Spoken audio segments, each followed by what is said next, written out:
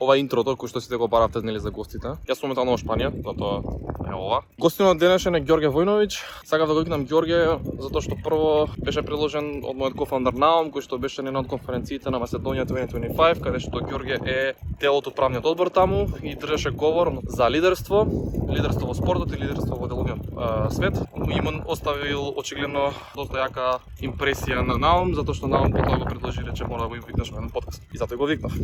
Друг момент зашто сакав да го викнам Ѓорѓе. Ѓорѓе е повозрасен човек од тие што до сега ги има викнато на самиот подкаст и мислам дека има уникатна, интересна перцепција на некои работи. Инаку за бекграунд за Ѓорѓе. Ѓорѓе има почнала кариера како кошаркар, уште во Југославија. Има играно како кошаркар на 20 години во тимови како работнички МЗД и потоа има предминато како председател на Кошаркарската федерација на Македонија, а после тоа кога влегува во деловниот простор станува генерален менаџер на Mida Моторс. Mida Моторс е главниот увозник на Форд автомобили во Македонија. Неговиот најдолго работна позиција и моментална работна позиција е тоа што е извршен директор на Триглав осигурување Скопје, кои што се лидери во таа индустрија во држава.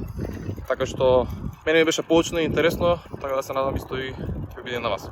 Па да почнеме бидејќи мислам дека голем дел од твојот живот и многу важен дел од твојот живот е кошарката. Така да може да почнеме од таму, скрос од почеток, од самиот почеток, како навлезе во кошарката, зошто навлезе и целото путешествие со кошарката. Кошарка сосема случајно. Значи јас сум дете од Карпош, израснат туку во Карпош 2. Прво беше модерно фудбал, се отвори базенот пливање. Моториката не ми беше баш најдобра страна трчањето. Во Лазо Трповски, наставник по физичко контраденко, вика мораш да научиш да трчаш, кај ќе те пратиме да трчаш имам еден пријател тренер работнички на кошарка. Идам ја работнички кошарка, постари од мене сите 4-5 години, најмлад од таа генерација беше Пеце Нумовски, значи он е 68, другите беа 65, 5-6 години е многу разлика во тој период. Посебно во делот на Конституција, но годиш ти даваат некои вежби, координација, трчање, вака така, гледам и јас би сакал да играм кошарка. Значи, кога ми дојде времето со моја генерација, не бев нешто супер талентиран, 2 пати дури ме вратија, ме избрка, ама проработи и најатот у мене и после цело лето тренинг сам со брат ми околу зграда, позај зграда и играње баскет, третиот пат кога се појавив, тренерот Митко Луковски беше тогаш, вика, ми се свиѓа твојот инет, добива шанса да тренираш. Значи, прво добив шанса да тренирам. На која возраст беше? Тоа беше на основно училиште, крај, 8 оделение, значи некои 13 години. И поентата беше во тоа што добив шанса да тренирам, имаше доста поталентирани играчи, кои што, потоа низ цела кариера игравме заедно или едни против други, но секогаш си поставував таргет и да играм како овој играч ќе биде супер за 4-5 месеци. Нормално дека тренингот и упорноста е нешто што беше круцијално. И од оваа гледна точка и на младиви играчи кои што сега некогаш разговараме и бев инволвиран со младинските школи, кажувам дека до професионализам е 95% работа, 5% среќа. Кога ќе станеш професионалец е обратно. Тогаш е 95% среќа, 5% работа, затоа што до тогаш си научил све што си требало да научиш и колку што си научил и си дал се од себе и сега влегуваш во едни професионални води каде што има други работи кои што не зависат од тебе, дали ќе се погоди тренерот, дали ќе се погоди екипата, дали ќе се вклопиш во тактиката на тренерот и тоа е нешто што го учиш низ тие професионални, да кажеме, денови во кошарката или во спортот воопшто. Но до младинските, односно до сениорската конкуренција, ти секој ден учиш. И тоа кажувам 95% работа. Значи учиш да бидеш тимски играч, учиш да напредуваш со себе, да напредуваш со екипата, да имаш однос кон тренерот, да имаш однос кон теренот, да имаш однос кон публиката и сето тоа треба да го валоризираш кога ќе станеш професионалец. Имавме среќа да почнеме во една југословенска школа, која што беше најдобра во светот, заедно со американската, но сосема различна од неа. Имавме успеси, преци имавме многу квалитетен тренер со извонредни човечки карактеристики, кој што прво не научи како треба да бидеме професионалци, како треба да веруваме во себе, како треба да да се однесуваме кон тренингот, тренерот и училиштето пред се. И со една екипа која што не беше некоја, да кажеме по конституција во споредба со југословенските екипи кои што имаат центри од по 2.10, 2.15 во она време, ние бевме една екипа каде што поприлично бевме сите исти по висина, но неговата верба во нас и она што не направи силни не донесе да бидеме второ место во Југославија, трето место во Југославија со меѓу гиганти како Задарци, Бона, Црвена звезда, Партизан, кои што сме успевале да ги победуваме иако сме биле, да кажеме, во перцепцијата на кошарката апсолутни аутсайдери. Но повторно ќе кажам, желбата за успех, односот кон надпреварите и упорноста и наетот не доведуваше да секогаш имаме успеси. На некои 16,5 години, 17, после релативно кратко тренирање кошарка, во да кажеме тие младенски категории, ја приметија таа моја упорност и пред се играта во одбрана, затоа што јас тогаш се уште немав квалитет да играм, да кажеме, имам позабележителна улога во нападот. Тогашната кошарка многу се базираше на одбрана и тоа е она што им падна во око на тренерите, да некаде на 18-19 години, да кажем, и бидам во поширок список на тогашни југословенски репрезентации и сите тие работи, да некаде при крајот на последните првенства од поранешна Југославија ме примети, односно Јанко Луковски ми даде поголема шанса во првиот тим на работнички на некој мој 19 години. Она што го имаше неговиот брат Митко, тоа го надгради Јанко. По мене е едни од најдобрите тренери, ако не и најдобри тренери кои што Македонија ги дала за развој на млади играчи. И добив шанса да во таа југословенска лига, например, играме против некои величини како, иако исто годиште, но веќе израснати играчи како Даниловиќ, Ѓорѓевиќ, Паспалј една година успеавме да го фатиме, пред распадот на Југославија игравме и со Југопластика, со Цибона, така да во тие моменти за мене беше, ајде да кажеме, остварување на сонот. На која возраст ова? Па тоа е 89-та, 90-та, 91-та, значи години кои што, нели, ти се играш против едни величини и викаш што понатаму. Дојде болниот распад на Југославија, ние се затворивме, нели, како посебна држава, спортот беше, да кажеме, на едни маргини, но се формираше македонската репрезентација, првите надпревари беа, да кажеме, еден вид вистински онака како што се раѓаше и нашата држава, како што се раѓаше Македонија, со доста компликации, со доста обструкции од страна, но ете успеавме да ја формираме и таа репрезентација, да настапиме на едни предквалификации кои што се играа посебно за земјите од поранешна Југославија и бившите советски републики и балтичките републики. Во Полски тоа беше првиот фактички настап на македонската репрезентација. Потоа, природно, македонското првенство со доста квалитетни играчи беше во тие години доста силно, доаѓаа првите странци, првите европски надпреварувања, направивме доста големи успеси и ние како работнички екипата на МЗТ, направивме доста успеси, победивме доста европски екипи, имав понуда за странство, се случува повреда, која ме оддалечува скоро година дена од теренот, од тренингот. Немавме тогаш услови како што денеска имаат играчите, немавме, ја не се ни сеќавам дека сум играл у зиму затворена сала, у загреана сала, но сето тоа не ти сметало затоа што си бил фокусиран на тоа да успееш. Преку се сме поминувале и сме кажувале, оке, имаме повисока цел. Значи, не знам, сме патувале до Полска 38 саата. Сега да им кажеш на денешни играчи дека до Полска треба патуваш, прво ќе ти каже, оке, ја не идам на тоа патување. Значи, други биле околностите, други ли биле мотивите и секоја генерација си има свој товар и свој сваќања за успехот во животот.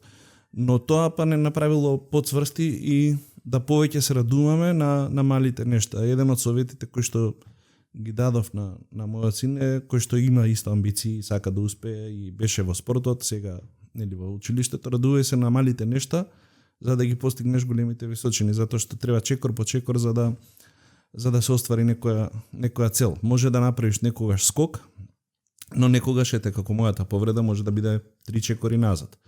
97 добив покана иако бев повреден, да учествувам на кампот на Майкл Джордан, тоа беше во Чикаго, единствен европски играч во тоа време кој што учествуваше на тој камп.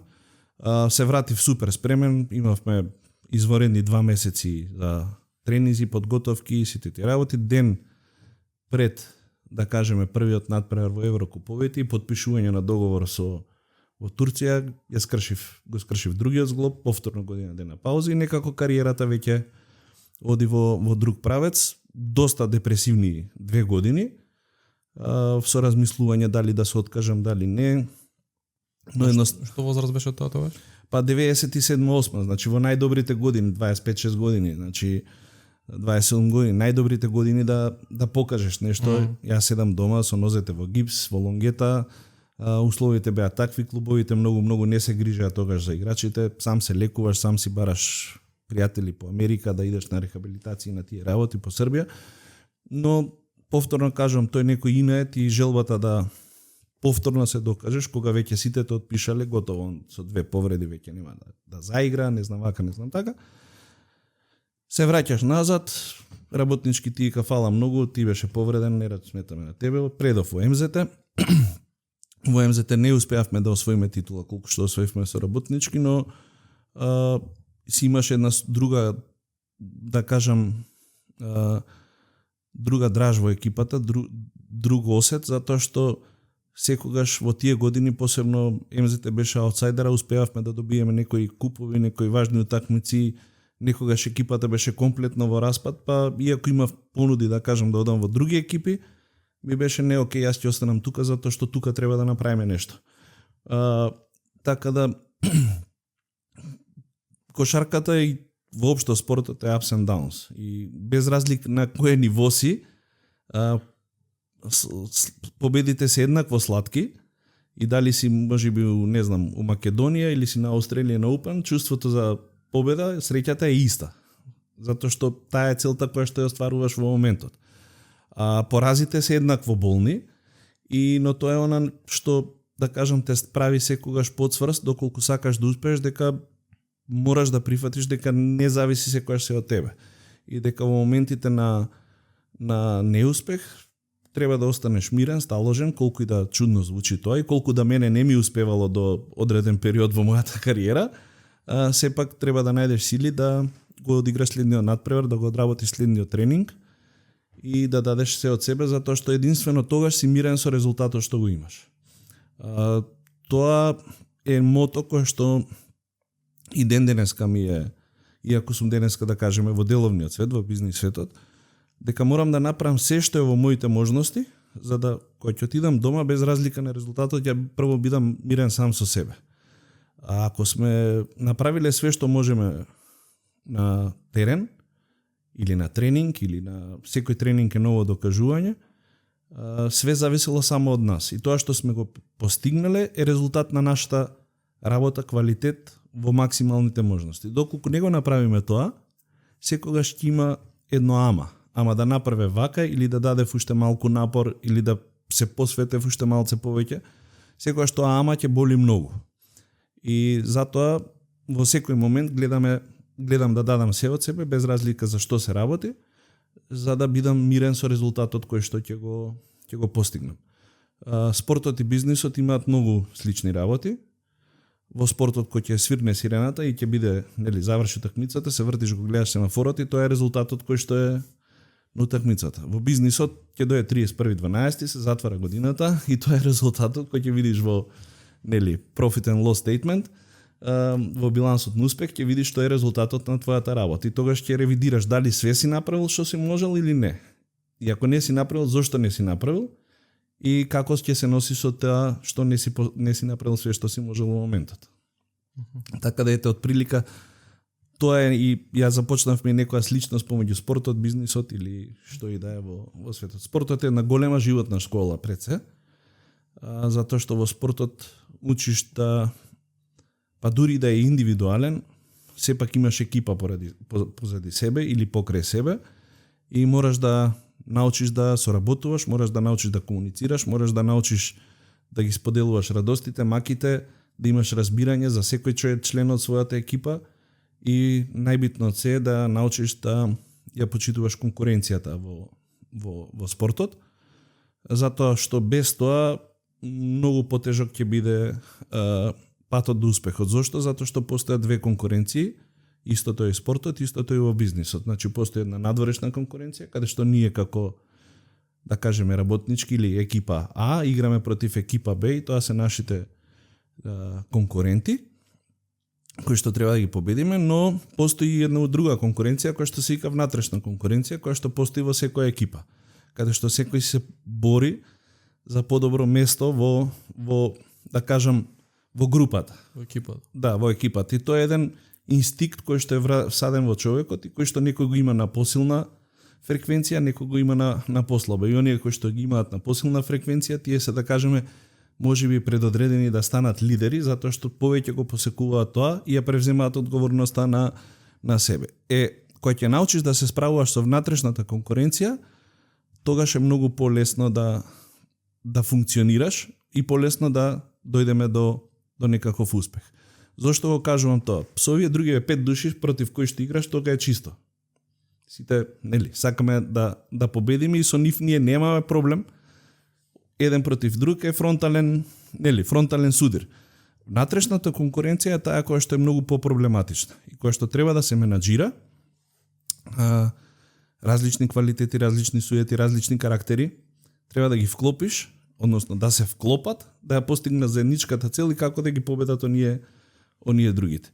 И тоа е нешто што мора да се научи доколку некој сака да стане лидер во било која сфера од животот. Значи мораш да научиш и да ги почитуваш луѓето кои што се околу тебе, да ги воочиш прво своите недостатоци, да ги воочиш нивните квалитети од кои што можеш да научиш и тогаш да тргнеш напред. Затоа што во кошарката играат 5 на терен. И таа внатрешна конкуренција содржи уште 7 играчи кои што се на клупа, кои што сакаат да го земат твоето место. И тоа можеш да го научиш, прво да бидеш многу квалитетен, секогаш да даваш се од себе за да го задржиш местото, а кога ќе бидат со тебе во игра, да знаеш да се укомпонираш за да го заедно функционирате како еден саат, да кажеме. Затоа што ако еден запчаник падне, тој мора да биде заменет, а најдобро е да не си ти тој запчаник кој што треба да биде заменет. Така да тоа е некако да кажеме сликовито како спортот ме научил да функционирам во животот.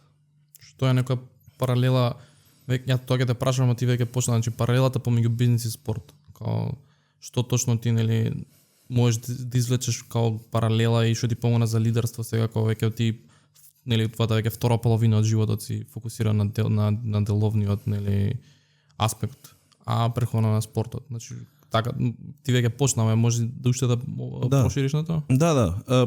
Како што кажав, значи еве јас и во бизнисот влегов сосема случајно. Значи јас при завршување на кошаркарската кариера, заедно со сопругата, да кажам со нејзина голема помош, се запишавме на Шефилд, затоа што јас не сакав веќе да останам во спортот. 20 години сметав дека е доволно, не се гледав себе си во тие моменти како тренер и дека се уште би сакал и би можел да давам максимум. Кога излезе? Кога? 2004 декември беше 17-18 декември беше последниот надпревар кој што одиграв. Имаше причина за тоа, но веќе во последната година ја и студирав мастер студии на Сити Коледж на Шефилд универзитетот во Солун заедно со сопругата. Дојде еден повик, имаше промени во Кошаркарската федерација на Македонија, ме викна да бидам генерален секретар. Да кажам, одлуката веќе на 34 години, после толку години играње кошарка, не ми беше многу тешко да донесам, затоа што, тоа го видов како еден нов почеток во животот. И реков, окей, сега ти си истиот Джоле, кој што во 83-та почна да игра кошарка. Зошто? Затоа што си сега во сосема нова средина, со сосема нови задачи, во кои што треба да се снајдеш. И дојдов во Кошаркарската федерација на покана на Драголјо Парасовски, тогашниот генерален директор на Комерцијална банка, и ме поставија ме избра за генерален секретар. Тој е усуштина оперативен директор на Кошаркарската федерација, односно треба да ја организираш целата работа на Кошаркарска федерација, почнувајќи од првенства, младински лиги, репрезентации, патувања, буквално тоа треба и функционира како една компанија, само што е во различен сектор. Треба да обезбедиш приходи, треба да најдеш спонзори, нели треба да разговараш, треба да ги молиш играчите да играат за репрезентација и сите тие работи, но сепак беа некои, да кажам, горе-доле познати води, со тоа што се јаси од другата страна на линијата. И од тогаш натаму било кој што е во федерацијата, вклучувајќи го и денешното раководство, им кажувам: сите вие сте биле играчи, јас сум бил играч, вие сте биле дури и подобри и поуспешни од мене, но сега сте оваа страна на линијата, задачите се комплетно различни и све она што вие сте го барале како играчи од нас, како од раководство или од администрација, сега тоа ќе го бараат од вас. Некои нови клинци, така. И доколку не го проголтате егото дека, нели, сите ние некогаш сме били успешни играчи и сега се некои нови дечки, нема да има успех. Значи егото мора да се тргне на страна, затоа што постои една, да кажам, дефиниција дека егото на поединецот губива целиот тим. Што се случува понатаму? После 2 недели Драголју Парасовски одстапува од местото генерален директор од Комерцијална банка, јас доаѓам во федерација, немам претседател, немам вработени, немам ништо. Пукнати цевки, катастрофална ситуација во федерацијата, но успеваме да направиме една екипа на спортски ентузијасти кои што доста собствени средства и време инвестира, повторно враќајќи се на дека мора да дадам се од себе за да видам колку ме бива, да кажеме. Што ти беше целта тогаш? Целта ми беше да види, кога дојав ја во федерација, ние бевме пред исфрлање од ФИБА над преварите. Затоа што претходните раководства штанцале фалсификувани пасоши за некакви си успеси или за некакви си лични интереси на некои родители кои децата ги правеле помлади за да успеат во странство. И буквално ние бевме пред згаснување на кошарката во Македонија. Значи беше неформално донесена одлука да Македонија биде казнета од сите надпреварувања следните 5 години. И тоа ќе беше погубно. На моја иницијатива, што ќе значеше тоа? Тоа ќе значеше крај за кошарката во Македонија. Значи ние немаше право да се надпреваруваме освен домашно првенство како репрезентација на ниедно ниво, ни машко, ни женско, ни првенство, ни младински првенства, значи тоа е казната која што ФИБА сакаше да ни ја изрече. И на моја иницијатива прво му се јавив на Мерџановски, кој подоцна беше директор на репрезентациите, го повикавме и Даниел Димевски, кој што претходно беше кандидат за претседател. Ја не сакав да бидам претседател затоа што претседател е горе-доле протоколна функција. Значи сакав да бидам во нешто што се создава. Отидовме во Минхен, нормално не гледаа попреку. Знаеме сите грешки кои што беа направени, отворено, транспарентно ги кажавме дека ги знаеме. И ФИБА рече: што имате вие сега нас да ни понудите? И буквално од прва рековме: освен честна работа, друго ништо не може да ви гарантираме. И вика: дали тука имаме договор дека нема да се повторуваат истите грешки од минатото? Викам: апсолутно имаме договор, затоа што не сме такви луѓе кои што сакаме да направиме успех преку ноќ или не знам што, тука сме да ја спасиме кошаркава. И има една анекдота и се они нас не прашуваат: а што ви треба на вас? Од еден момент на испаѓање сега ти викаат: ние што да ви помогнеме да... И буквално се гледаме со Илија Мерџановски. Во тогашната федерација немаше ништо. Илија вика: па компјутери. И они викаат: важи, нема проблем, дајте им колку 5 компјутера, ги товарим со комбе одевме до таму, немавме пари за авион. И си викаме сега: бе, што не им побаравме уште нешто, знаеш. Ама почнавме да градиме едни односи со ФИБА. И сега замисли, тоа е, нели, 2005-2006 година, ние за 6 години од тогаш бевме 4-то место во Европа. Зошто? Затоа што луѓето кои што бевме таму навистина дававме све од себе. Јас после 2,5 години од таму, од која поставивме стратегијата, добив покана да работам за Форд од Мида Моторс, кога ги завршив и студиите, но останав активно во Кошаркарската федерација, волонтерски. И она што се случи во 2011-2013, ние знаеме како сме дошле до тоа и со кои напори да ги создадеме условите кои што ќе бидат прифатливи да играчите повторно сакаат да играат за репрезентација. Во 2007 никој не сакаше да игра за репрезентација веќе. Во 2005-2006, затоа што никој не се грижеше за играчите, никој не се грижеше како ќе се оди на патување, дали ќе бидеме европско првенство, дали нема, значи преовладуваа некакви си лични интереси. Она што ние го покажавме и што е многу битно во деловниот свет е да имаш интегритет како личност, дека својот збор ќе го одржиш или ќе направиш 100% напор за да го одржиш зборот. Тоа го препозна оваа фантастична генерација на играчи, кои што горе-доле сите играа во странство и прифатија да повторно играат за македонската репрезентација и таа хемија која што ја имаше во раководството, играчите успеа само да ја надградат пута 100. И ако некој ме праша како ние ги постигнавме тие успеси, ние ги постигнавме тие успеси точно на овие принципи кои што сега ги кажувавме. Значи почитување на внатрешната конкуренција, респект кон надворешната, но борба до крај и тие момци се 99,9% одговорни за тој успех, затоа што ние само ги создадовме условите и довербата да ја имаат повторно во Македонија, а они сето тоа си го покажа и докажа својот квалитет на терен. Така да повторно ќе кажам, како се однесуваш во спортот или во бизнисот, тоа ќе на крај ќе ти ги донесе резултатите или повторно на крај на ден дали можевме да бидеме трето? Да, можевме да бидеме трето.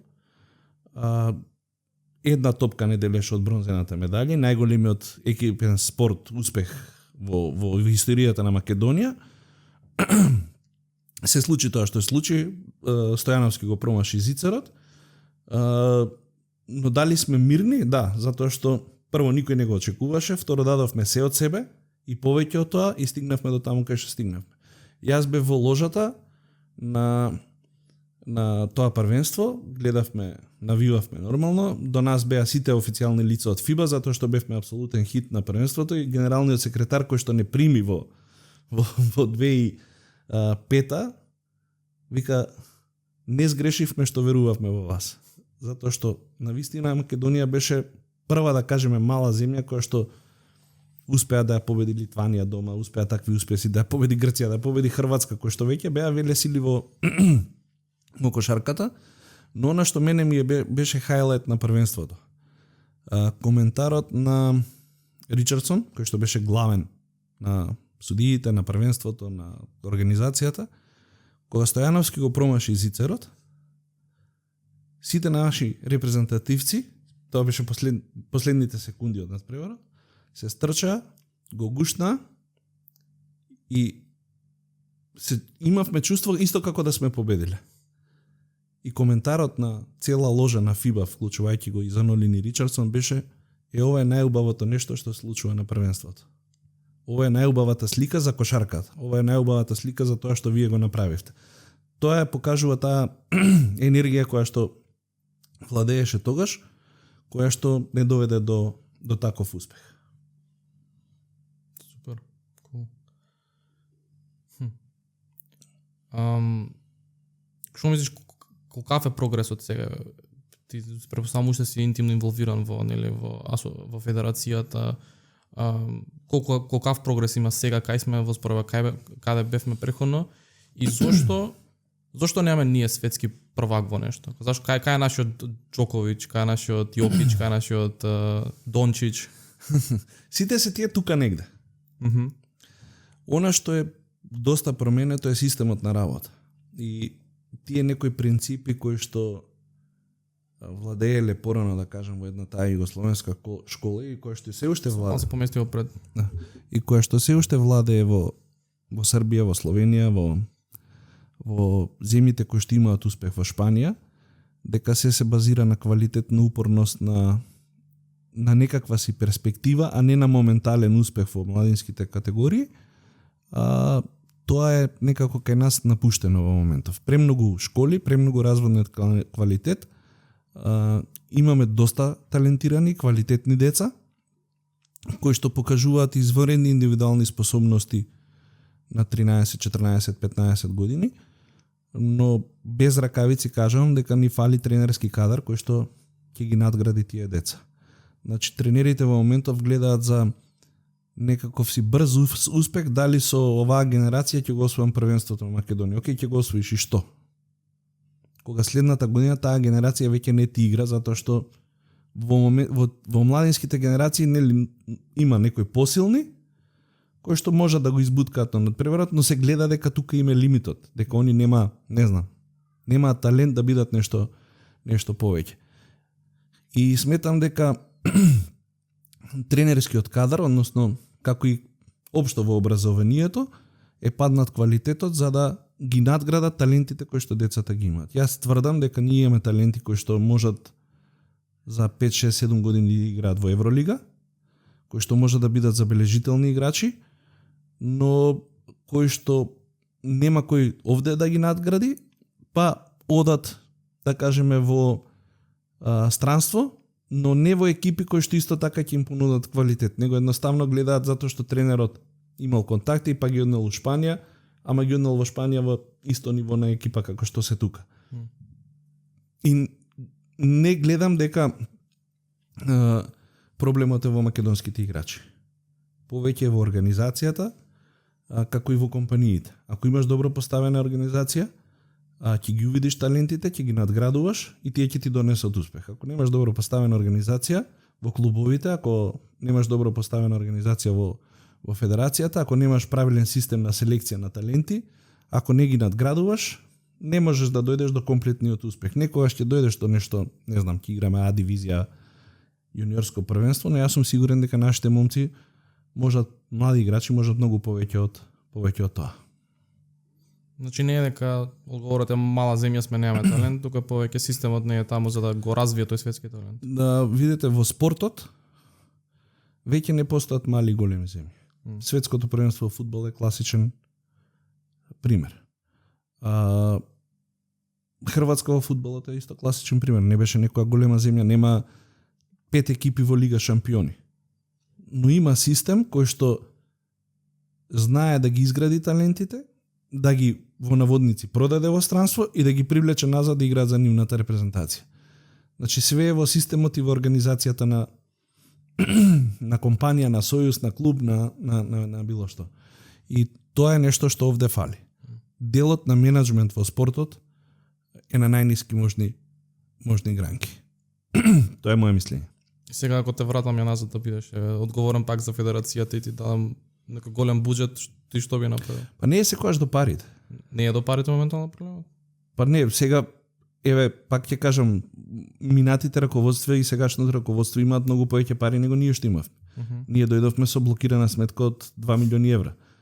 Успеавме и да ги вратиме долговите и со многу малку пари, со помалку пари да направиме. Значи работата е дали луѓето кои што ќе се нафатат да ја работат со 100% и дали ја работат со интегритет и искрени намери дека сакаме да го постигнеме успехот.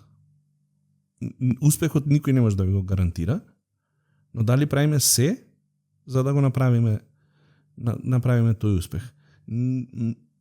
Посебно кошарката не е спорт во кој што доминираат парите. Парите се можеби потребни, не знам, во тенисот за да можеш да настапуваш, сам се финансираш и сите тие работи. Но сметам дека во денешно време, во споредба со некои 15 години наназад, федерациите се далеку по стабилни од она време во кое што ние бевме. Искрените напери на сите чинители во кошарката мора да бидат големи. Значи, ние можеме да ставиме најдобриот председател у свет, да биде, ама ако доле базата не работи како што треба, председателот е немоќен. Ако нема сплотеност помеѓу клубовите и играчите и она што е врвна цел на македонската репрезентација, кој да е председател, колку и да има пари, нема да успее. Во 2012 ме викна во МЗ. И нели, тогаш навистина почна да се инвестира во спортот и од тагашната владина гарнитура се трансформира клубовите во акционерски друштва каде што нели општините се главни акционери или единствени акционери. И тоа беше прашањето. Колку ни треба во МЗ буџет за да бидеме прваци и да немаме ни еден изгубен надпревар. И мојот одговор беше, окей, ни треба 2 милиони евра, кои што нема шанси да ги најдеме, и викам, најверојатно ќе го изгубиме финалето. Зошто? Затоа што сум бил во таа ситуација. Сум бил и во екипа која што била наречена македонски Dream Team и сме изгубиле финали, иако сме биле најбогати и недостале плати, и сме имале супер услови и супер спонзори и све, затоа што спортот е секунда може да одлучи. Но тогаш бевме, ајде тие, ако ги имаме 2 милиони евра во следните 5 години, да направиме МЗТ да не биде само една шампион, него да биде како претходно работнички, 5 пати шампион. Што ни треба за тоа? За тоа ни треба организација. Океј, што ни треба? Ни треба доверба на играчите, дека нема да доцнеме со плати, дека нема да ветуваме нешто што не може да исполниме. Што ни треба? Ни треба македонска база. Зошто? Затоа што странци веќе дојдат, следната година ако му даде некој 100 евра повише, он не е врзан за Македонија. И тогаш решивме да ги доведеме нешто што не веруваше секој, најдобрите македонски играчи. И македонските играчи во тие години, Гечевски, Чековски, Стојановски, Огнен Стојановски и останатите беа оние кои што ја носеа играта на МЗТ. И ние рековме, ние мораме да ги цениме и да ги платиме домашните играчи според нивниот квалитет. Не можеме да цениме дали платата у Македонија е сега просечна 500 евра, а некого ќе платиме од домашните играчи 10.000 евра. Он ги има 10.000 евра у странство. Ако сакаме да биде тука, треба да го цениме како што го ценат во странство. Не може да го цениме помалце затоа што е македонец у Македонија. И колку земаат кошаркари во прва лига? Сега стварно не знам колку, но далеку повеќе од она време кога ние игравме, ние имавме ups and downs, сега се далеку постабилни, позаштитени се договорите, договорите се пријавени во FIBA и се гарантирани без разлика на што ќе случи со играчот. Така да, не знам, има играчи, предпоставам, кои ќе играат за 1000, 2000, 3000 евра, има играчи кои ќе играат и за 12.000 евра месечно. Но тоа е она, ако сакаш да го донесеш квалитетот, треба и да го платиш. Ако сакаш да го донесеш талентот, треба и да го платиш. Ако сакаш талентот да носи одговорност, играчот да носи одговорност, нормално треба да биде платен за таа одговорност или казнет ако него имавме и казни. И на најдобрите македонски играчи им изрекувавме казни. Зошто? Затоа што клубот и компанијата е исто. Резултатот на крај мора да биде видлив за инвестицијата која што носиш. Okay. Што имаат Србија и Хрватска што ние немаме во тој аспект? Имаат подобра системна работа. Ама подлабоко тоа што значи подобри тренери? Прво подобри тренери, подобри едуцирани тренери. А кај нас сите тренери сакаат веднаш да бидат тренери на прва екипа. И јас секогаш кажувам дека за да станеш тренер на за да станеш играч во прва екипа треба да бидеш пионер, кадет, јуниор, па првотимец, сениор. Исто и кај тренерот, мора да научи систем да работиш со деца, да ги препознаеш нивните грешки, да ги коригираш нивните грешки, да од нив создадеш играчи, за да они од тебе создадат тренер. Не можеш ти да бидеш тренер ако не си создал ни еден играч. Кој е резултатот на твојата работа како тренер 10 години ако немаш ни еден играч промовирано во прва екипа? И следствено на тоа, кај нас тренерите на младинци се подценети. Дел од вината и кај нив заради ова што го кажав. Не си продуцирал играч, зашто да те платам? Но дел е и кај управите на клубовите, затоа што они треба да инвестираат во тренерите и да им кажат, окей, вас ќе ве платиме подобро, продуцирајте играчи. Тоа е случај во Србија. Значи, таму младинските тренери се многу добро ценети. И првото правило на Аца Николич, професорот, кој што ја создаде југословенската кошарка, беше дека со најдобрите таленти треба да работат најдобрите тренери. И тука ние имаме еден мисмеч како да ги мечираме нашите талентирани со квалитетни тренери. И како да ги мотивираме тие квалитетни тренери да работат и со младите играчи. А дисперзијата на отворање на училишта, кошаркарски школи, исто така негативно влијае, според мене, на концентрацијата на квалитетот. Значи сега имаш ти талентирано дете кое што, не знам, живее во Карпош 4, учи во Вера Циривири или Лазо Трповски, тука има школа и него му е најдобро тука да оди, затоа што логистички е во школата после часот. Да, најлесно. И дали таму има тренер кој што ќе го препознае талентот, кој што ќе го мотивира или ќе го убие тој талент и он ќе отиде, ќе каже окей, не ми се тренира кошарка не е за мене. Значи, тоа е една спојка која што треба, тоа е систем за кој што зборам кога ме праша што значи системот. Значи, нашиот син Тео беше поканет со српска репрезентација, дури има и српски пасош, беше поканет тогаш беа 2 месеци на припреми. Со мерења, како почнуваат подготовките, после 2 недели програмски тренинзи, за ако рекле дека него му фали, не знам, брзина, стартна брзина, му се даваат такви вежби. Па после 2 недели има повторно мерење. Па дали има напредок, дали е доволен напредокот или не, може би е максимумот. Ако е тоа максимумот, тогаш се знае во која група на таленти спаѓа. Кај нас немаме таква системска работа, се напушти, имавме на времето, се напушти и сега се работи стихино. Кога е стихино, резултатот исто може да биде една стихино и после тоа да биде провалија како што некогаш и се случува. Значи јас истото слично размислувам за кадар на факултети од таму за програмери, кога ќе размислам нели кадарот, тие што се можеби најдобрите не остануваат на факултет да предаваат. Да. И можеби тука исто така како тренерите, кои се тренери уствари, кој каков тип на човек или на профил на спортист останува биде тренер кај нас, затоа што ако не е доволно награден за таа позиција. Апсолутно, тука паралелата помеѓу спортот и образованието ти е сосема на место. Затоа што ако си ти добар програмер и доста квалитетен, што покрај сопствениот бизнис би те задржало да бидеш и на факултет? Почита од институцијата, финансискиот дел и можноста да им помогнеш на другите таленти, што може би за мене е и најбитно.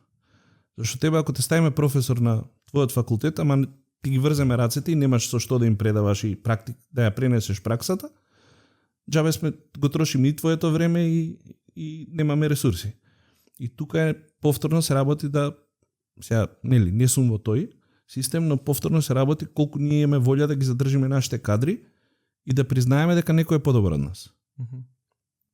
И ако е некој подобар и може да ја направи таа институција подобра и биде поценета, не гледам зошто тоа не би го направиле. Но повторно кажувам, почитувањето на некои вредности е основа за раст на едно општество. Добро, окей. Може да свртиме сега кон деловниот дел. Да.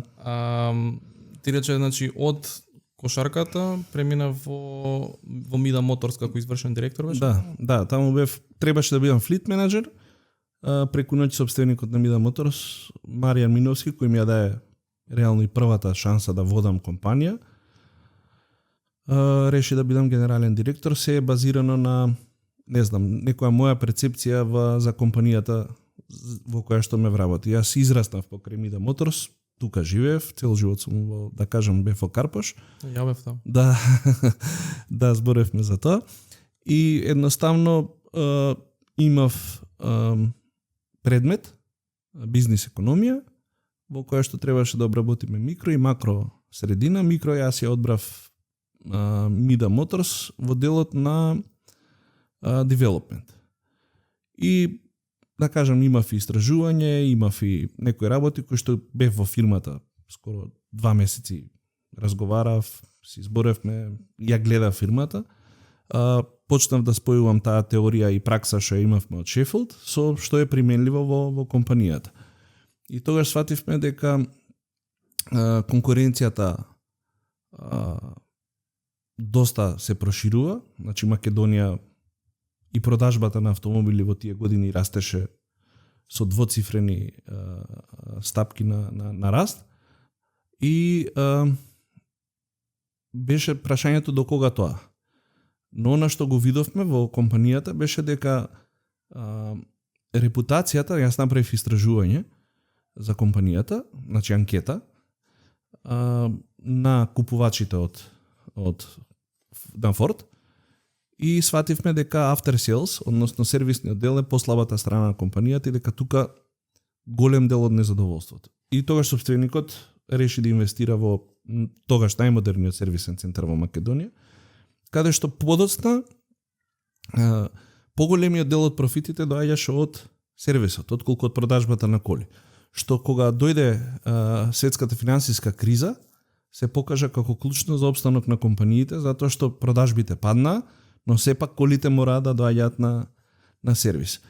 Комплетната услуга првпат се понуди на флотна продажба и комплетен аутсорсинг на возните паркови за големи компании, тоа го направивме први и да кажам тоа беа и позначајните или првите мои деловни успеси во делот на договори на големи сделки и сите тие работи. Сега како почнав со неспиење. Значи прво се мислев дали да прифатам или не.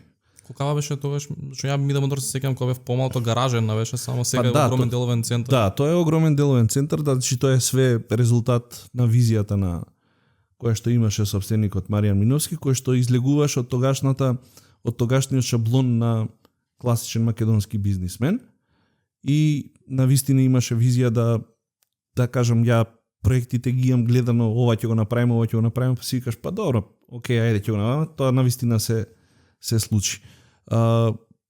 Ние стигнавме до 80 вработени само во Форд, значи вкупно групацијата МИДА имаше преку 150 вработени. И она што ќе кажам почетокот кога ме представи како генерален директор, вика Маријан да не сгреши, не. Океј, зошто? Затоа што го виде тоа што претходно го немавме забележано или така. Така да, како почнав со неспиење, затоа што доаѓаш во една екипа, каде што ти си сега јуниорот. Сите се они искусни играчи, искусни волци, работат 10-15 години во автоиндустрија, мораш да ги респектираш, но од друга страна мораш да стоиш позади вредностите кои што ги промовираш и во кои што веруваш. Дека беше лесно, не беше лесно, но дека направивме исчекор напред, направивме и нормално таа компанија сега веќе не е МИДА, него се продаде на Grand Motors, што е голема странска инвестиција во автосекторот во Македонија, но е еден резултат на исто посветена работа и системски поставена работа. Како ти изборуваш тебе за таа позиција? Викаш дека немаше многу ти искуство, што беше моментот како ти него му се продаде, нешто од виде во тебе? Па не верувам дека ја не отидов со намера да се продавам. Значи јас и Маријан се знаевме од поодамна. Мислам дека една беше репутацијата што имав изградено преку спортот и отворено ми го кажа, ти си име и презиме, лесно е да отвориме врата со тебе, затоа што се сменија генерациите во бизнисот и тоа навистина беше така, значи дојдаа некои дечки кои што, да кажеме, и во бизнисот, кои што станаа лидери во секој во својата струка, со кои што имав извоени релации претходно воспоставени од спорт, од познанства и сите тие работи. А другата работа беше што, повторно кажувам, некои нови ветришта, нови идеи кои што ги дискутиравме, му дадоа причина да размислува да ме постави за прв човек, затоа што, секогаш кога ќе влезе бизнис циклусот во, он има, како што разговаравме пред емисија, има еден природен или неприроден раст, па има пат, па има стабилизација. Ако таа стабилизација трае премногу долго, треба да се направи нешто за да што викаме да се узбурка малце морето за да нешто тргне напред. Не е гарантирано секогаш дека ќе тргне, но вреди да се проба, затоа што летаргијата ќе те однесе во сигурна, бавна, но сигурна смрт. Така да мислам дека тоа беа неговите мотиви, он ми ја даде првата шанса, премногу благодарен за тоа, затоа што, после тоа се отворија и другите можности за мене во бизнисот. Таму беше ти 2 години, така? Или една? Па 2 години, да. 2 години, потоа отиде стана член управен одбор на Hypo Alpe Adria. Да, Hypo Alpe Adria Leasing беше дел од Hypo Bank International, значи познатата Hypo банка, која што беше една од најголемите банки и први странски банки во регионот. Затоа и се вика Alpe Adria, значи не го вика Балкан, него го вика Alpe Adria, од Словенија, односно од Австрија до тука. Како дојдов во Hypo побара, отворија стартап компанија во Македонија, побара состанок со мене како генерален директор на Mida Моторс, односно представништво на Форд, затоа што основниот бизнис е лизинг на автомобили.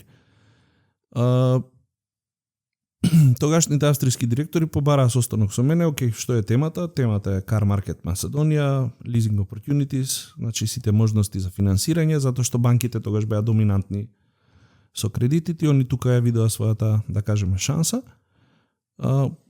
Состанокот нема да го добиете денес, ќе го добиете за 3 дена, затоа што ми требаше време да се подготвам и нормално се екипата од Mida Моторс подготвивме една презентација.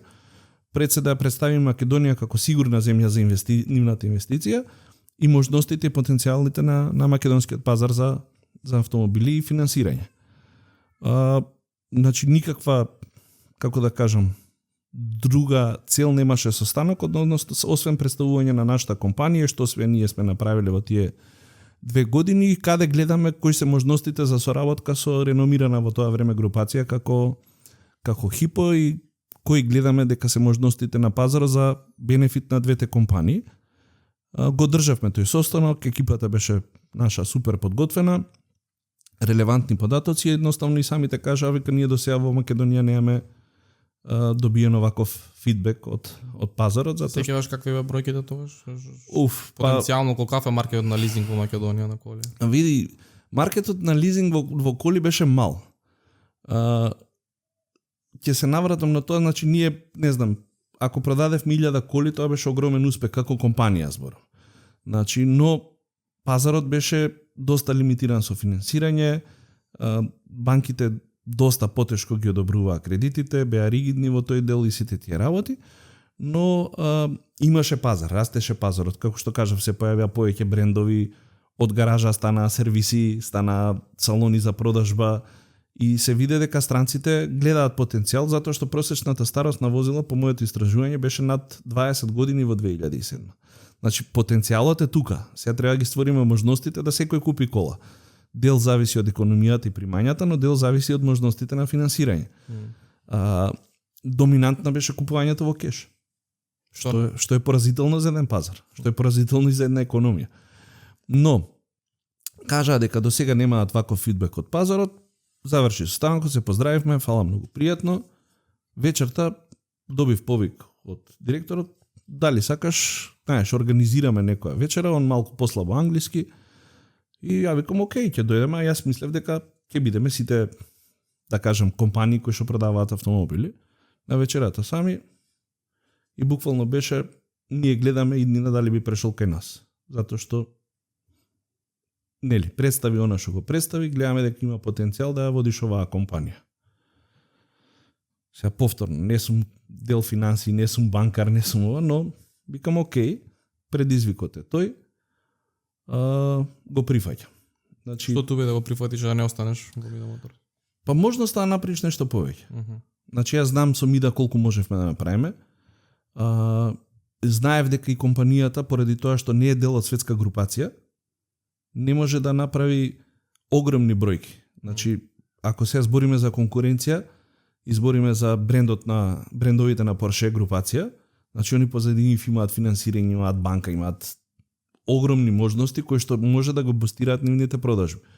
И тоа беше и разговорот тогаш со собственикот дека можеби тогаш е вистинскиот момент да Mida Моторс, македонски бренд, се продаде на некој поголем дилер, како што се продадоа на Grand Motors, која што е голема групација присутна насекаде во Балканот, Израел, Бугарија, Унгарија. Значи огромна корпорација се, која што може да издржи притисок на ценовни притисоци, на конкуренција, на сите тие работи. Ние како единка се боревме, но знаеш дека имаш лимит кој што те притиска. Немаш доволно средства да инвестираш за да оствариш поголем раст. Лизинг, голем предизвик. Како што кажав, компанијата тогаш ја почнавме со 6 вработени. Стигнавме до 25, па до 40. Тамо беше ти од 2007 до 2012. Да, за 5 години. Да, 2012. Прва лизинг компанија која што влезе во Какви коли дававте на лизинг? секакви. Но она што се фокусиравме беше лизингот. Прво беше кога го направивме истражувањето на пазарот, увидовме дека на луѓето име кои ќе дојдат до средства за финансирање битно да добијат услугата и брзо да ја добијат одобрувањето. И ние им гарантиравме дека во рок од 24 часа ќе имаат одговор. Дали ќе им биде одобрен лизингот или не. Во следните 48 ќе може да ја земат колата. Додека кај банките тоа беше многу поспоро, па имаш кредит. Како брз кредит бевте? Да, ние бевме брз кредит, но повторно кажувам, видовме дека во разговор со доста од бизнис заедницата, видовме дека нешто од побитните работи кои што на бизнисот му треба, граѓаните сакаат коли, но она што му е потребно на бизнисот е брза инвестиција, односно брзо овозможнување на инвестиција во опрема. И На вашиот бизнес. да. И ние у суштина нашиот поголем дел од портфолиото беше финансирање на опрема. Значи дали се багери, камиони, производствени линии и тоа први го направивме во Македонија. Значи вие повеќе такви машинери дававте на лизинг. Да, значи се она што банките им требаше подолго време, со нормално, ние сме собственици на опремата дека не се исплати, ние го превземаме и ризикот ако земеме опремата дека треба да ја продаеме секонд хенд и сите треба работи, но тоа не постави на еден начин да банките веќе видува конкуренција и почна да ги применуваат нашите методи на работа. Не методи во делот дека ние одобрувавме на секого се и се што, но дека сервисот кон клиентот мора да биде на едно повисоко ниво. И тогаш беше навистина една млада екипа која што беше доста мотивирана. Групацијата ни даваше огромна поддршка но повторно ќе кажем лимитираниот пазар и инвестиции во тоа време не го следеше трендот на раст кој што го има земјите околу нас од хипогрупацијата. Значи не знам, ние правевме годишен промет колку што Бугарија правеше за месец дена. Но напашо кога фати финансиската криза, ние имавме многу поздраво портфолио и многу понаплатливо портфолио, значи не креиравме толкави загуби колку што се креира на другите пазари. Во 2008 хипогрупацијата имаше големи, пошто навистина инвестираа многу во регионот, имаше големи планови и да почнеме лизинг на недвижности, што ден денеска во Македонија не функционира, а секаде функционира на запад. И ни дадоа задача да изградеме и издадеме бизнис центар во Македонија. Затоа што тоа беше нешто што драстично ќе го зголеми портфолиото на компанијата. Во тогашно време 17 милиони евра беа многу пари и нешто под 17 милиони евра чинеше инвестицијата во бизнис центарот Хипериум. Прв, да кажам, бизнис парк во Македонија, со високи А класа стандарди западно ниво, кое што буквално кога ни го дадоа, рекоа ќе добиете сета помош. Ја шајка не знаме фузи да закова, не па да градиме бизнис центар, но со неколку колеги од Словенија, од Австрија, го направивме најубавиот бизнис центар во тоа време и денеска еден од најубавите бизнис центри, кој што од првиот ден е со преку 95% исполнет на деловниот простор. И ден денеска тој функционира. Зошто? Затоа што први на пазарот знаевме дека не можеме да се такмичиме со, да кажам, некои веќе воспоставени играчи на пазарот кои што се во градежниот сектор, кои што долги години градат згради, не знам, гранит, не знам, бетон, не знам. Викавме, окей, што можеме ние да понудиме различно на пазарот? Секаде беше вие подпишете договор, па ние ќе го направиме просторот, па ќе телесурираме. Ние први на пазарот понудивме plug and work. Што значи дека ти само доаѓаш кога ќе го подпишеме договорот, све живо е инсталирано за тебе, ги имаш сите можни бенефиции и удобности на работното место, од 250 паркинг места под земја, што немаше во Скопје, освен ГТЦ немаше толкав паркинг. Значи, пристап, комодитет за вработените, нема нервоза за доаѓање, за паркирање, за одење на работа, инсталирани сите сервери по највисоки стандарди, тоа е твој фак, значи сервер, соби, кулери, чилери, све живо што треба, каблирање. И имавме можност, значи, само да дојдеш, се приштекуваш и од истиот ден можеш да почнеш со работа. И тоа беше нешто што ги привлече најголемите компании. И сега ако разговараме, значи ние бевме за едно 30 до 40% поскапи на пазарот за недвижнини во Македонија, во Скопје конкретно. Но единствени кој што на компаниите викаме, ево, овде излезете од оваа зграда, од утре почнувате кај нас да работите. Значи немате прекин во процесот на работа. И тоа ни ги донесе и најголемите и репутацијски големи клиенти, меѓу кои и Триглав. Зошто? Затоа што ние кога разговаравме со Триглав беше во едни простори, каде што нивниот процес на работа, прво просториите не одговара на реномето на групацијата, А второ, процесот на работа беше во 3 згради, каде што ти треба шеташ од еден до друг шалтер, не знаеш во која зграда си, кај Зелено пазарче, и тогаш вика, ние имаме собствени простори, зошто би се преселиле кај вас и би плаќале кирија. И ние седнавме и го направивме one-stop shop концептот за осигурителна компанија, што во моментот Триглав го немаше.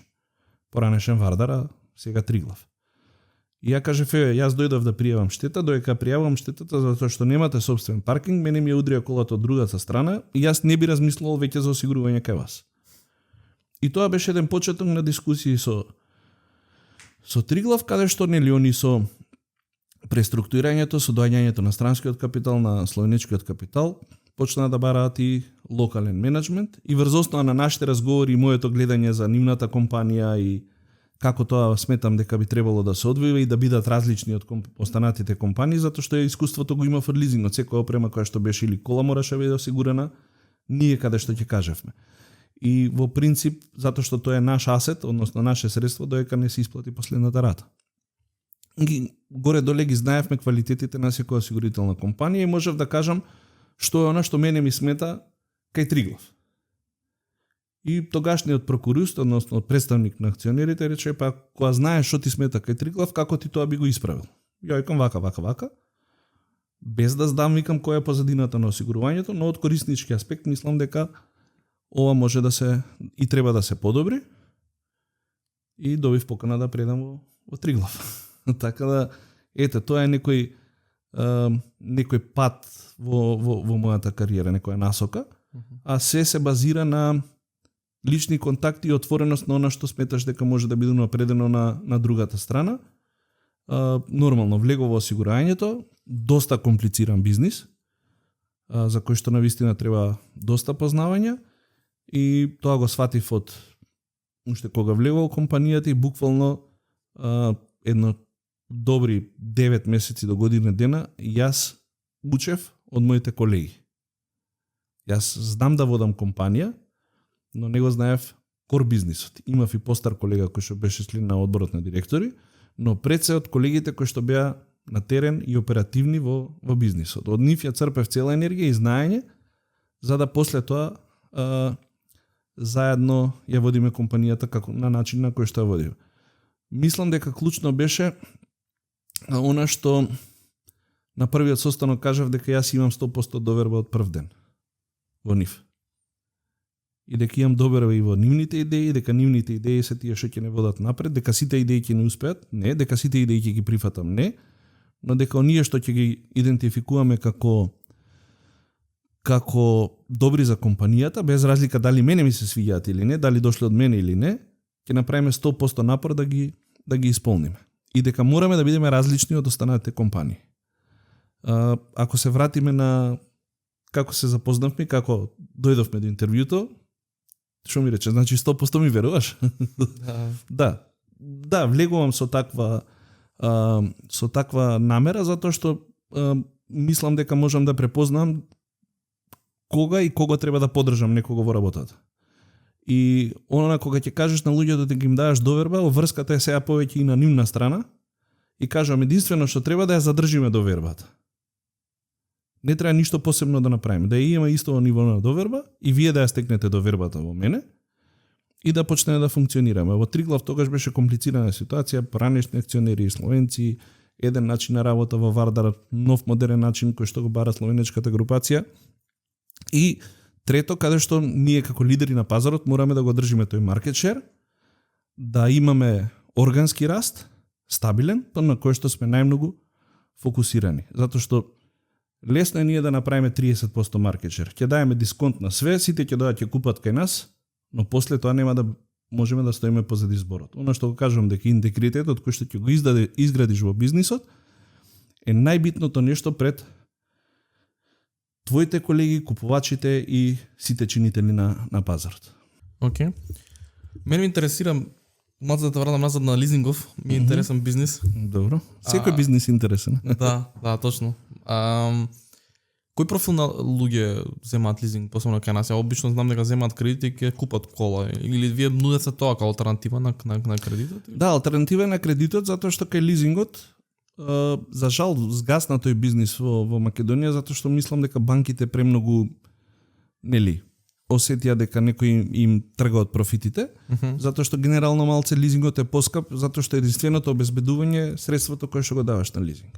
Значи ти доаѓаш, аплицираш кај нас за лизинг, викаш сакам да купам таа и таа кола, ние ги гледаме твоите приходи, значи официјални кои што ги имаш и кажуваме окей, ние купуваме таа кола, ти даваш 20% учество и таа е наша собственост и единствено обезбедување доека ти не ја исплатиш колата. А мора да исплатиш или може биде као под кирија или као? Тоа е оперативен лизинг. Ако е финансиски лизинг, значи со последната рата ти стануваш собственик на... А вие нудевте само финансиски, не оперативен? Ние нудевме секаков. Нудевме и оперативен. Да. Значи, најчесто оперативниот лизинг го земаа компаниите, затоа што тоа може да го... Тоа им беше како трошок на фирма и не книжа трошоци за амортизација. Значи, оперативниот лизинг го склучуваш договорот на 4 години, они си плаќаат месечна рата со сите одржувања, проценуваш остаточна вредност врз основа на километражата која што поминале и кога завршува 4 години, они го враќаат тоа возило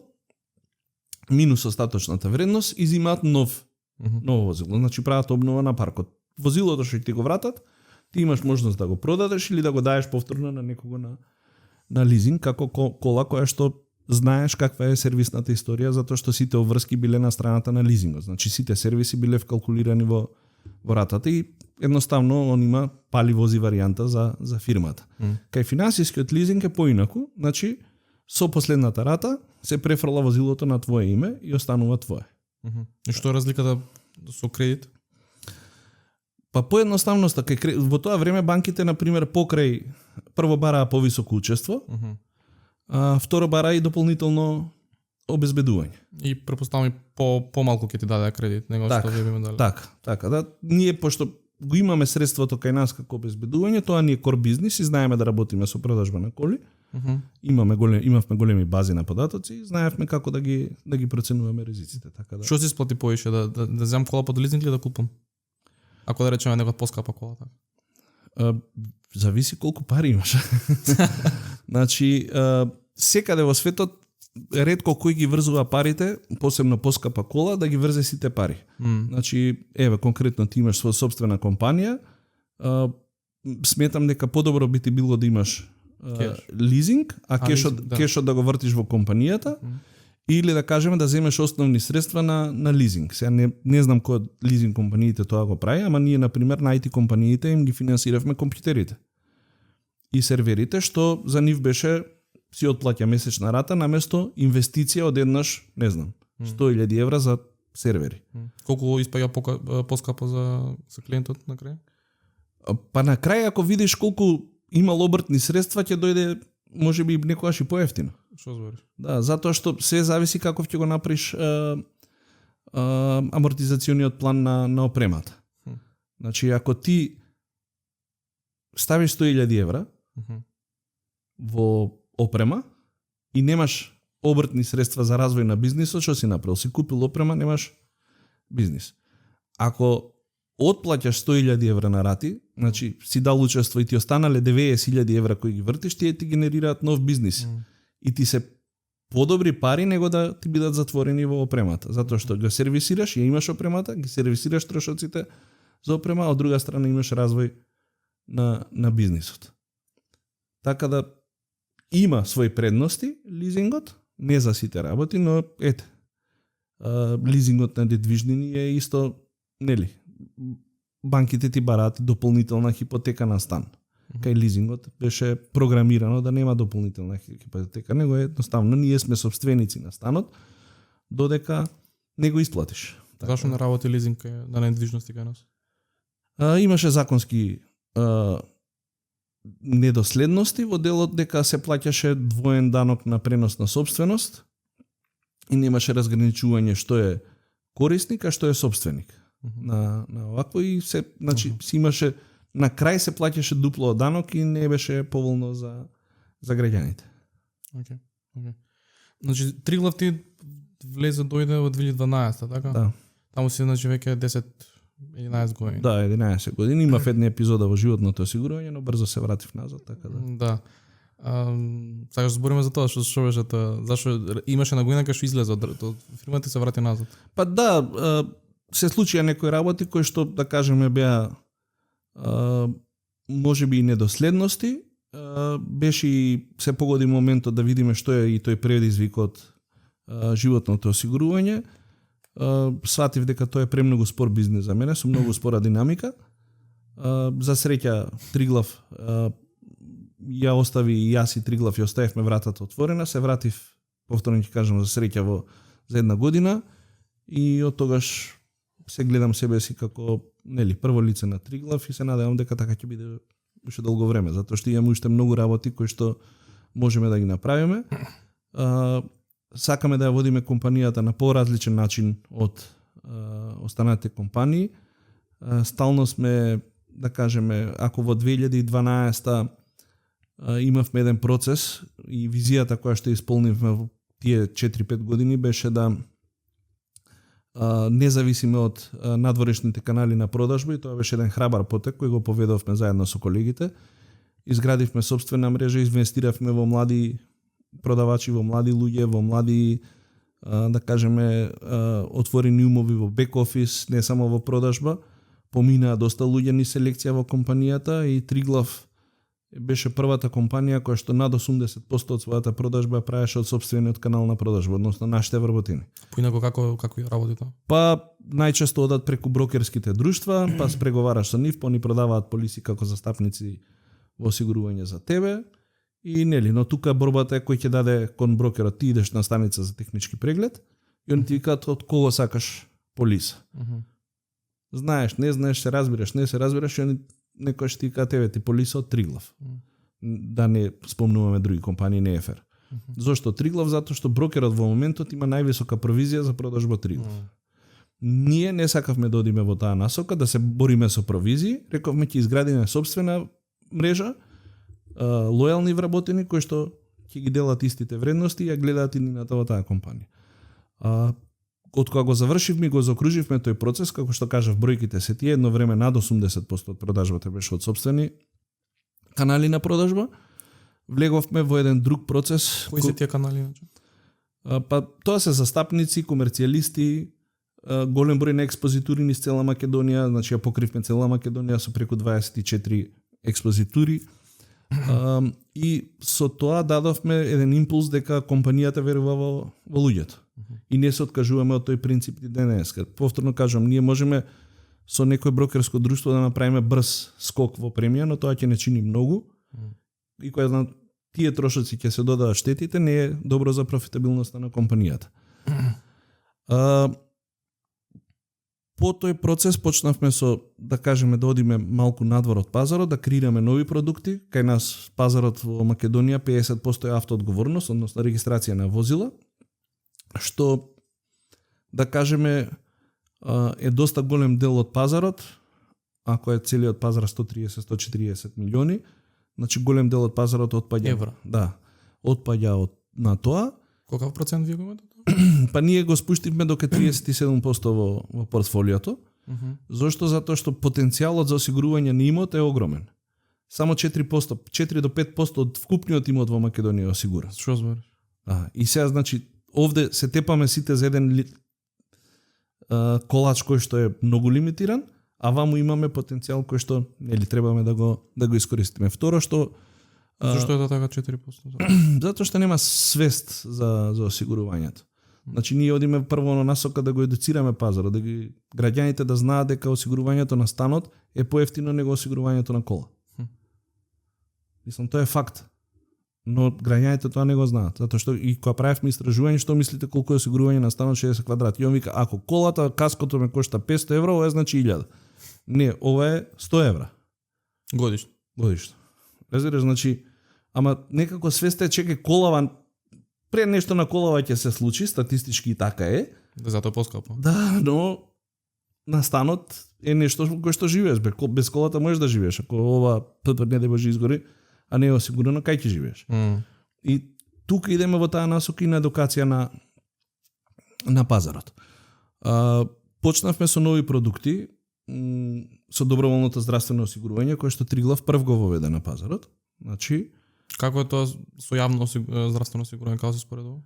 Па фактички доброволното здравствено осигурување ти е полиса за осигурување со лимити на лекување во сите приватни здравствени установи во Македонија. Значи ти со полисата за осигурување одиш во Систина кога нешто ќе се случи или во било која болница, да не промовираме некоја, значи одиш во приватна здравствена установа, само ја приложуваш полисата, односно кажуваш дека си осигуреник на Триглав и во принцип можеме да работиме на, ако е тоа не знам, касно навечер да се плати, па се прави рефундација, или ако е со закажување, тогаш само одиш во болница, ги завршуваш сите прегледи, излагаш од болница и ние ги плаќаме сите трошоци кои што се покриени со полисата. Тоа го почнавме како како семеен продукт, но како што дојда, да кажеме, и странскиве компании, посебно во компаниите во IT секторот, каде што не е платата единствената бенефиција која што се нуди, тоа стана корпоративен продукт и успеавме да го промовираме кај голем дел од корпоративните клиенти. Останатите осигурителни компании го следеа тој пример и веќе сега мислам дека 6 или 7 од 11 компании го нудат тој производ. Полека пазарот, нели, расте во тој дел, тоа е најбрзо растечкиот продукт на пазарот. Приватно здравствено осигурување. Да, приватното здравствено осигурување, кое што го имаме за индивидуалци, го имаме за... Колку кошта ако сам се осигурам се? Има, за разлика од пристапната старост, значи, нели, тука се прават проценките на ризик и покритијата кои што сакате да ги имате. Значи, висината на трошоци кои што ќе ги покрие, например, не знам, операции, диагностика 10.000 евра до плюс. И тоа иде, не знам, за индивидуалци оди од 400 евра од прилика годишно, додека за компании, нели, кога е голема група на луѓе, има поинакви цени затоа што и дисперзијата на ризиците е поинаква. Така да, ете, тоа е нешто што го формиравме, идеме во дигитализација. Може ќе ти се обратиме за некоја апликација, значи сакаме и во тој дел да бидеме што поприфатливи за новите генерации кои што доаѓаат, затоа што новите генерации сакаат услугата сега веднаш и на местото каде што се наоѓаат, така да први на пазарот еве сега излеговме со апликација која што може да се симне, да доколку се случи мала сообраќајна незгода или мала штета на автомобилот и доколку осигурам во Триглав, значи сам можеш по одредени параметри да ја сликаш колата, да ја испратиш преку апликацијата, ние автоматски да ја решаваме штетата, да кажем условно без доаѓање во доколку нема потреба во експозитурата, односно да го скратиме времето на решавање на штета. Една од насоките ни е таа и први на пазарот креиравме еден екосистем со компанија која што не е од осигурителната индустрија, значи склучивме договор со еден телекомуникацијскиот оператор, за да прво ја подигнеме и свеста за осигурувањето, а второ да допреме до што поголем број на граѓани, така да креиравме еден производ кој што е вкрстено со бенефициите на А1, односно со склучување на договорот на А1, се плаќа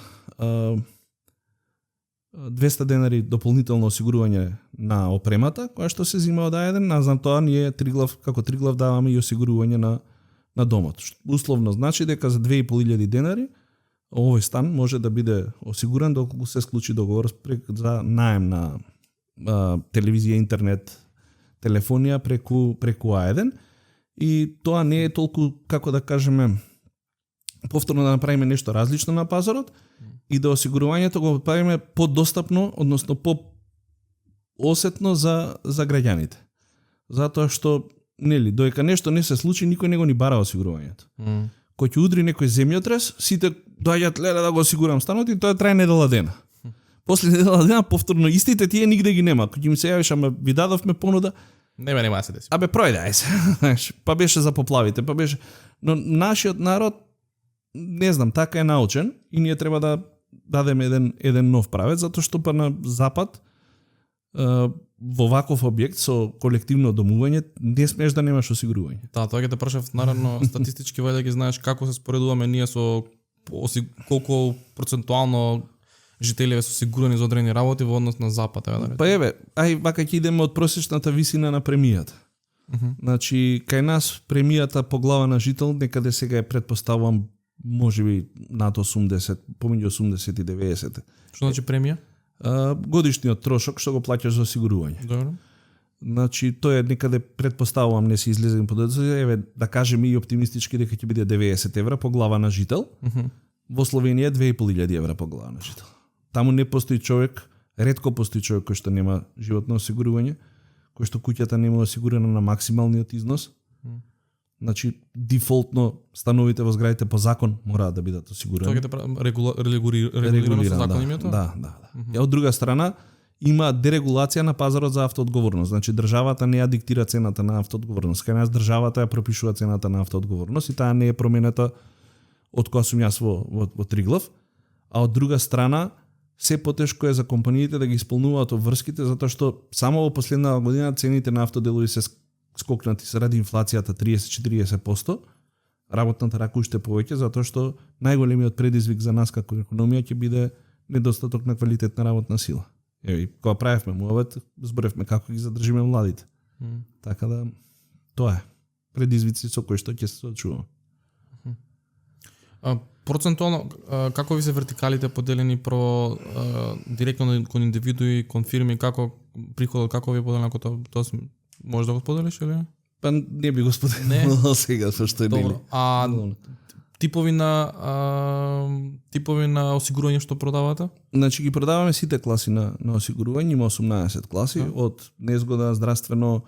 Кои се најпопуларни, кои се најмалку? Најбрзо растечка е здравственото осигурување сега. Најголемиот дел од пазарот ја држи осигурувањето на автоодговорност, затоа што по закон тоа мораш да го имаш. Значи да завозиш кола мора да ја регистрираш. Мора да имаш полиса за одговорност кон трети лица. Најбрзо растечко, како што кажав, е во делот на здравственото осигурување и доста голем брз раст на како канал на продажба сега имаат банките, затоа што банките сватија дека во суштина може да обезбедат дополнителни приходи доколку го продаваат нашето осигурување, дали е за стан, дали е за фирмите, дали е за опремата. Така да и банките сега стана, да кажам, одреден вид на наш канал на продажба. Продажба, значи те усврни се конкуренција, докато поише ви се канал на продажба. Да, не се канал на продажба. Од друга страна, ние како Триглав исто еве сега први го уведовме кредитното осигурување на пазарот, што значи дека не знам, еве, ако одиш во една од нашите банки партнери, комерцијална банка, да кажеме дека извадиш кредитна картичка, имаш покритие од 6 месеци во случај на незгода, на несреќен случај, на инвалидитет, на боледување или на губење на работа. И тука ти покриваме одреден број на ануитети, која што ти е вкалкулирана во трошокот на картичката. Така да тоа е исто еден нов производ кој што ние како Триглав го воведовме затоа што гледаме дека потенцијалот на пазарот лежи во други работи. Така да доста иновативни сме како компанија во делот на производи. Да, па можеби тоа е тука и поврзано со прашање наравно како се диференцирате во однос на други фирми, зашто рече многу од каналот на продажба сега ви е околу 80%. Да. Нешто под 80 е веќе, но сепак гледаме да тука бидеме во да кажам личен контакт со нашите осигуреници, да нема посредници помеѓу нас, да се знаеме по име и презиме што се вика, за да ја стекнеме довербата еден со друг.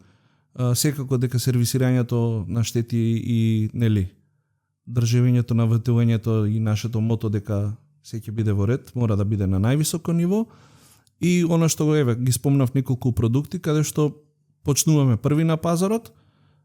Тука е и да кажем нашиот тим, нашиот предприемачки дух. Не сме секогаш 100% сигурни дали тоа ќе успее или не, но секогаш сме сигурни дека вреди да се проба. Така да тоа е некој од работите кои што не прават разлика помеѓу Триглав и останатите компании. Океј. Значи сега да земам патничко осигурување, ако идам. Задолжително. Да, што покрива патничко осигурување?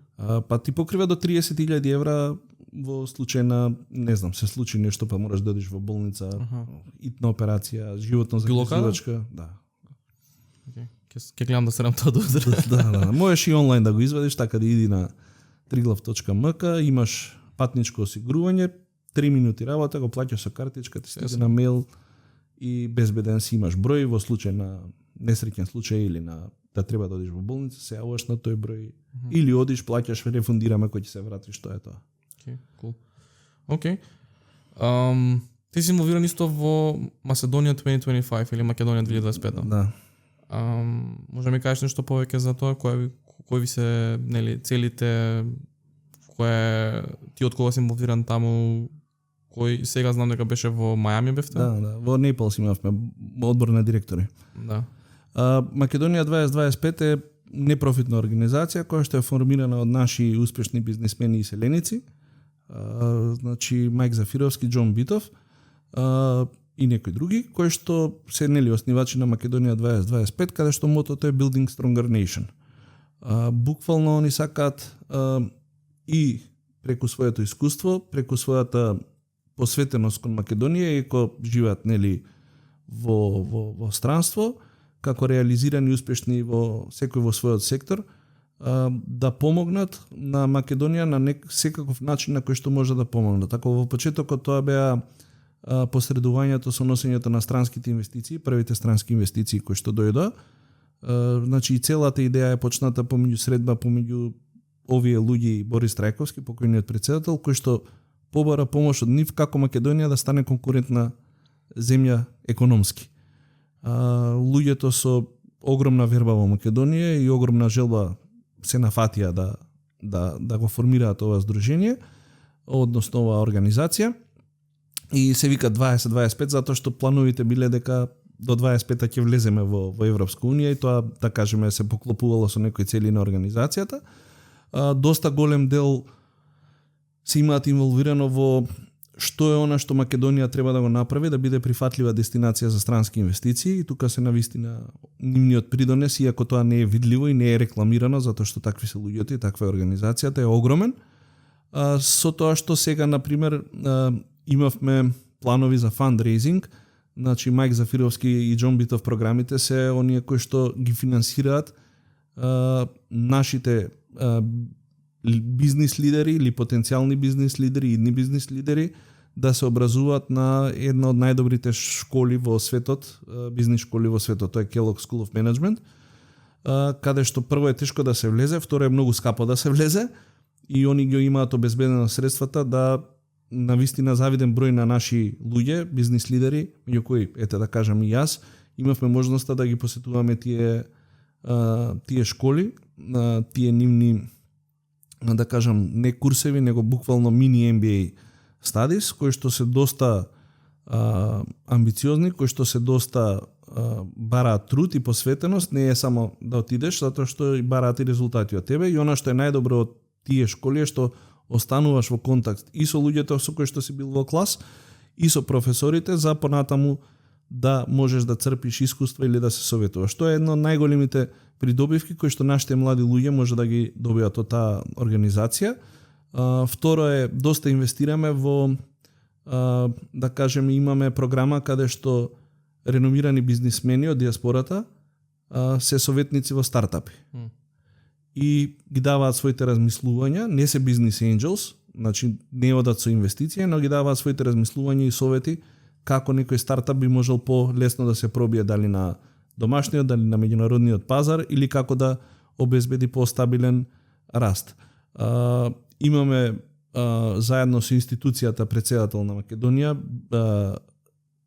школа на млади лидери, која што ја финансира Македонија 2025. Имаме технолошки развоен камп за млади деца за роботика и програмирање во Охрид. Значи тоа се до средношколска возраст. Имаме програма за стипендирање и охрабрување на средношколци за подобри услови за едукација. Така да има доста програми кои што се доста посетени, доста сме инволвирани во општеството. Пак ќе кажам, можеби PR страната не ни е приоритет, но она што го правиме е да навистина успееме да колку толку ги задржиме или да младите придонесат повеќе во општеството, а да не е тоа нивна желба за вработување во јавна администрација. Она што сега го усвоивме како програма на последниот одбор на директори, влеговме неколку, сега одборот на директори се проширува повеќе со луѓе од Македонија, бизнис лидери од Македонија. Во последниот, да кажеме, проширување влеговме покрај мене Живко Мукаетов од Алкалоид, генералниот директор, Венера Карлио Ханџиска од Американ коледж во делот на образование, да можеме да споиме нашето искуство тука со потребите и она што они може да придонесат. ние како бизнис лидери да ги представиме кои се можностите за Македонија, да можеме заеднички да направиме нешто повеќе за македонската економија.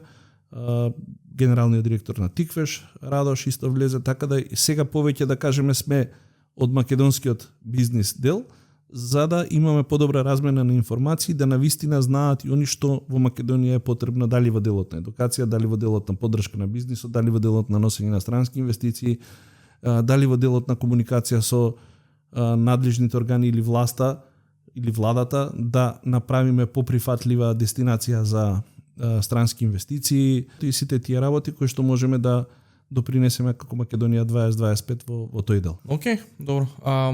Значи Македонија 2025 требало биде естимирано за да влезе во ЕУ. Па да, имаше доста прашања дали ќе го менуваме името. Не го менуваме името си е име. А ќе влезе, ти што мислиш, ќе влеземе ли некош во ЕУ и кога ќе биде тоа? Има две работи, едната зависи како ние ќе си ја суредеме сопствената држава и со тоа ќе покажеме колку си ја цениме и си ја сакаме сопствената држава, колку си ја сакаме Македонија, а другата работа е колку и нас Европа не сака како такви. И мислам дека ние прво мораме да се саморегулираме како држава, за да обстоиме како држава, да ги изградиме собствените вредности, да знаеме кои се вистинските вредности за просперитетот на една држава. Тоа е едно од мотото на Македонија 2025, затоа што едно е ти да носиш, имавме баш на LinkedIn сега имаш еден коментар, демек што направивте вие Македонија или колку пари донесовте. Значи, директно Македонија 2025 не носи пари. И има едно мото, научиме да направам пари, ќе направам пари. Значи, тоа е она што ние сакаме да го направиме. Затоа што еднократната помош завршува за година дена и више тоа повторно ќе се навикнеме, ајде дај се нова помош. Значи, нашата мисија е да создадеме нов квалитетен кадар, да создадеме и да укажеме на некои вредности, да укажеме дека во нашето општество треба да има нулта толеранција за корупција, дека јавната администрација треба да биде сервис на бизнисот и на граѓаните, а не обратно. Значи, тоа е некој полиња во кој што сакаме да потенцираме што македонската држава треба и што македонските власти треба да направат за да Македонија стане подобро место за живење, ние сме тука да помогнеме. Ако се споредиме, Сингапур пред 50 години беше земја од третиот свет. Но со три основни начела на водење на држава, значи државата и граѓаните на прво место, развој на економијата за развој на граѓаните за развој на економијата и нулта толеранција за корупција ја донесоа да биде една од најразвиените држави во светот. И тука не треба ништо посебно и повеќе од високо ниво на свест и совест и вистинска патриотска љубов кон државата. Затоа што патриотизмот не е само знамето и не е само, не знам, кој е поголем македонец.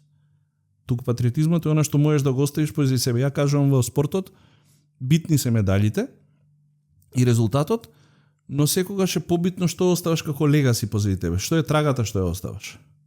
Значи имаш човек кој што освоил, не знам, 9 шампионски прстени и имаш човек кој што не освоил ништо, но можеби оставиле еднаква трага во историјата на NBA. Исто и во бизнисот, исто и во водењето на државата. Значи не е што моментално ќе направиме. Моменталниот успех е супер и сатисфакција, но она што ќе го ставиме позади себе како еден резултат на целото наше обстојување, дали е во спортот, во бизнисот, во политиката, на крајот на животот, тоа е она што се брои. Не е само еден настан во животот. Барем така јас размислам. Може не е исправно, но тоа се моите убедувања. Се слагам и ја мислам тоа е супер мисла на кој што може да завршиме. Да. Фала ти многу, Ѓорѓе, што фала и на тебе што ме покани. Па се надевам ќе доеш пак некојаш на со големо задоволство. И повторно ќе кажам, еве ќе искористам прилика дека сме и јас како човек и организацијата сме отворени кон луѓе кои што сакаат да придонесат во развојот на Македонија и тука сме да ги поддржиме, така да и ова гостување беше препознав во тебе дека правиш нешто добро, дека сакаш да ги извадиш позитивните работи на на виделина дека Македонија е навистина пристојна и треба да биде пристојно место за живење и развивање на бизнис. Не е странството секогаш најдобрата опција. Се слагам с те. Okay. Фала ти много. Фала и на тебе.